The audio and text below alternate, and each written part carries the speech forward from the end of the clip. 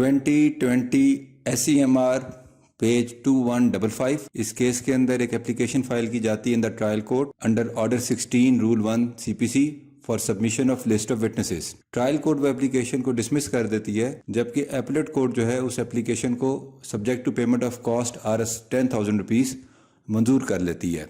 Applet court کے order کے against Islamabad high court کے اندر ایک کانسٹیٹیوشنل پٹیشن فائل کی جاتی ہے. اسلام آباد ہائی کورٹ اس پٹیشن کو ایکسیپٹ کرتے ہوئے application for submission of list of witnesses کو ڈسمس کر دیتی ہے. اسلام آباد ہائی کورٹ کے آرڈر کے اگینسٹ پٹیشن فائل کی جاتی ہے ان دا سپریم کورٹ، اور لیو ٹو اپیل گرانٹ کرنے کے بعد سپریم کورٹ یہ آبزرو کرتی ہے کہ آرڈر 16 کے اندر دو طرح کے سینیریوز ہیں. ایک ہے کہ پارٹی خود اپنے وٹنس کو پروڈیوس کر دے بیفور دا کورٹ، اور سیکنڈ یہ ہے کہ وٹنس کو سمن کیا جائے through the process of the court. انہوں نے کہا کہ جو پہلا کیس ہے جہاں پہ پارٹی جو ہے خود والنٹیرلی اپنے وٹنس کو لے کے آتی ہے، کورٹ جو ہے وہ ڈیوٹی باؤنڈ ہے اس کی اسٹیٹمنٹ کو ریکارڈ کرنے کی. ہاں، اگر لسٹ آف وٹنس کے اندر وٹنس کا نام نہیں دیا گیا تو اس کو through the process of the court سمن نہیں کیا جا سکتا. سپریم کورٹ نے آرڈر 16 کے تمام رولز کو ڈسکس کرتے ہوئے یہ کہا کہ آرڈر 16 کسی بھی جگہ کے اوپر پارٹی کو وٹنس کورٹ میں پروڈیوس کرنے سے منع نہیں کرتا، چاہے وٹنس کا نام لسٹ آف وٹنس میں لکھا ہے یا نہیں لکھا.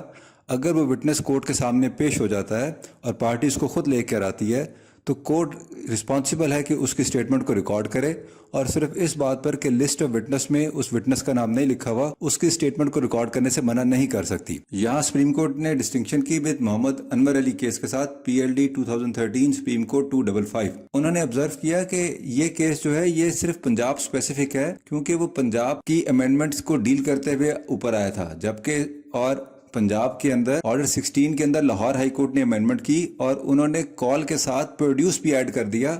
تو لاہور ہائی کورٹ کی حد تک تو کوئی وٹنس کو نہ کال کیا جا سکتا ہے نہ پروڈیوس کیا جا سکتا ہے انلیس اس کا نام جو ہے وہ لسٹ آف وٹنس میں شامل ہے. جبکہ لاہور ہائی کورٹ کی جورسڈکشن کے باہر جتنے بھی صوبے ہیں اور اسلام آباد کیپٹل ٹیریٹری ہے اس کے اندر CPC ان امینڈڈ ہے، جو اوریجنل ہے اس طرح سے ہی ہے، اور وہاں پہ کال اور پروڈیوس کی ڈسٹنکشن ابھی تک موجود ہے. لہٰذا وہاں پر اگر وٹنس کو پیش ہو جاتا ہے تو اس کی اسٹیٹمنٹ کو ریکارڈ کیا جا سکتا ہے. ہاں، لاہور ہائی کورٹ کی حد تک جو صورتحال ہے وہ تھوڑی سی مختلف ہے. یہاں سے جو بات نکلتی ہے وہ یہ ہے کہ اس کیس کی اپلیکیشن پروونس آف پنجاب کے اوپر نہیں ہے، بلکہ پروونس آف پنجاب کے علاوہ باقی جتنے پروونسز ہیں اور اسلام آباد کیپٹل ٹیریٹری ہے وہاں پہ یہ اپلیکیبل ہوتا ہے. یعنی کہ لاہور ہائی کورٹ کی جورسڈکشن کے اندر کال اور پروڈیوس کی ڈسٹنکشن جو ہے وہ ختم ہو گئی ہے. وہاں پر اگر لسٹ آف وٹنس کے اندر نام نہیں ہے تو پھر وٹنس کو پروڈیوس نہیں کیا جا سکتا انلیس کہ گڈ کاز جو ہے اسائن کی جائے in the light of judgment of supreme court PLD 2013 page 255. باقی ایریاز کے اندر، باقی پورے پاکستان کے اندر جو ہے وہ کال اور پروڈیوس کی ڈسٹنکشن جو ہے وہ مینٹین ہے.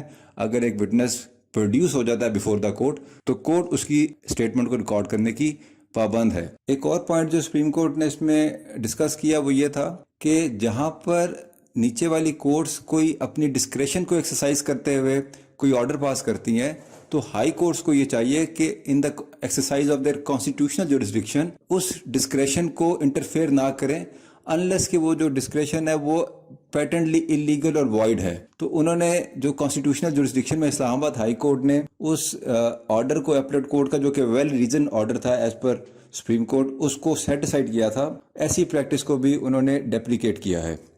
Thank you.